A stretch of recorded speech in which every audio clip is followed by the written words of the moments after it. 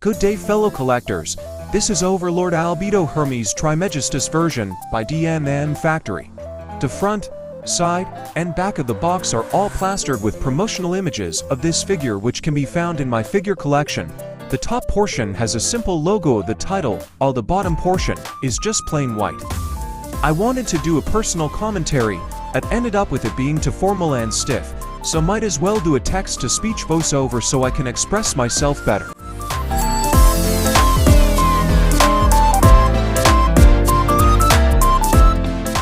The manual does not have an English version. I was really looking forward to the armored version of Albedo. This is also one of the pioneers in armored version figure of Albedo.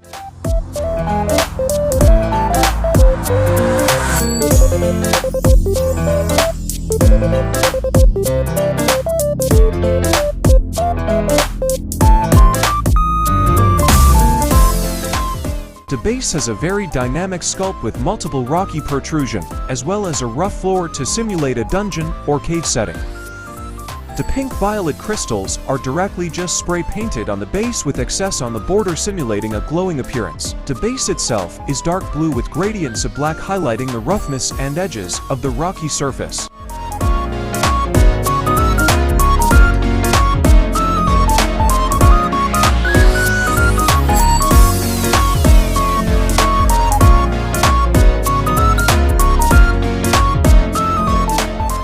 The sculpt of Albedo's outfit is honestly amazing.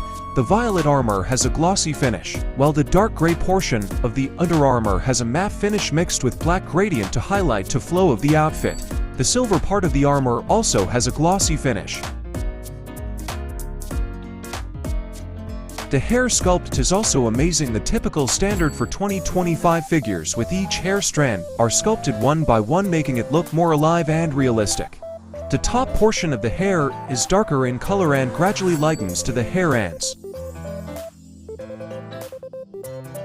The controversial part of the figure, I feel, lies mostly on her expression, which gives of a kind and empathic look contradictory to what her usual personality is. Additionally, the glint in her eyes is rounded, far from the usual thin and sharp glint. The outfit and the expression gives an overall feel of it being out of place, but the overall sculpt of the face is great. The base to figure setup is simple and easy. You simply need to insert the peg to the slot. The peg has an outer clear plastic end having a metal rod in the middle.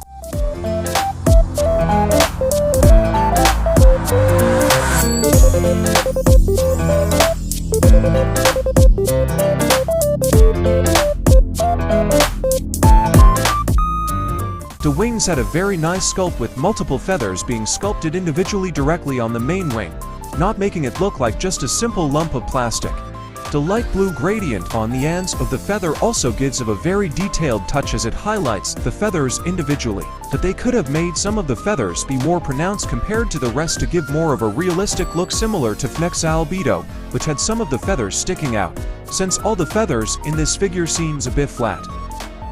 The manual doesn't say this, or I just didn't translate it to find out, but yes, the head is detachable, which I found out a bit later, so I struggled to remove the plastic in between it during unboxing and had to edit that out. You really had to nudge it little by little since it is really tight, and to avoid the hair scratching or transferring paint to the armor. The wing insertion is also simple and easy. Just remove the placeholder, then insert the wing. Compared to the grueling efforts needed to insert the wings of the FNEC's Albedo figure, which had a really bad sculpt on the inserting and receiving end, which took me 15 minutes.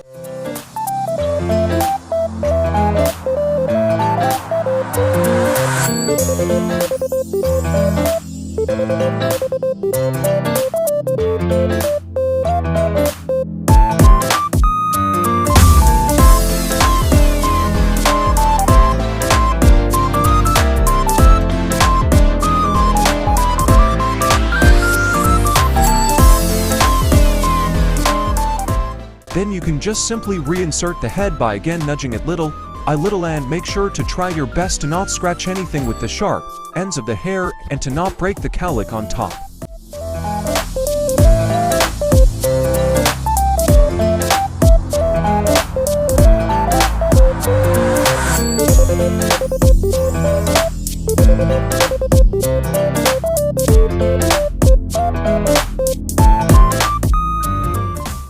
inner part of the axe was a matte black while the blade had a glossy silver.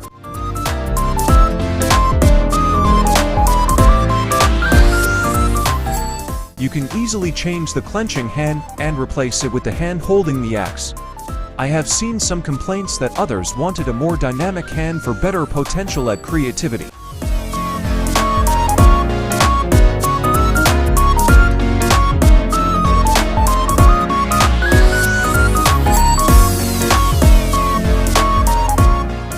There were no support stands in the promotional images, which is always misleading, so I just found this out after unboxing. Since Albedo's wings always have weight on it, so I guess I'm not surprised. Tried putting both of them on, and honestly the one is too short, the other one is too long. Basically useless maybe in the future when it starts to tilt, and yes, I checked the instructions. Correct me if ever I am just doing it wrong. Time for B-roll. I'll try to do more of like this in the future. And when I become more comfortable and confident, I'll try to do it myself.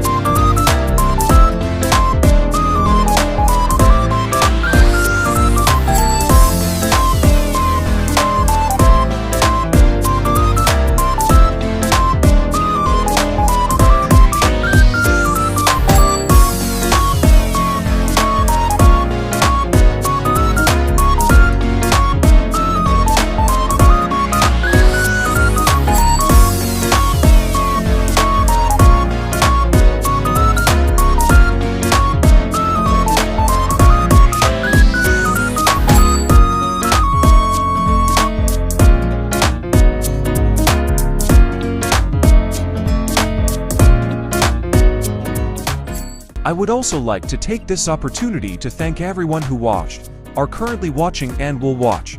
It genuinely motivates me to post more videos. Once again, thank you so much. On that note, please subscribe to my channel as well.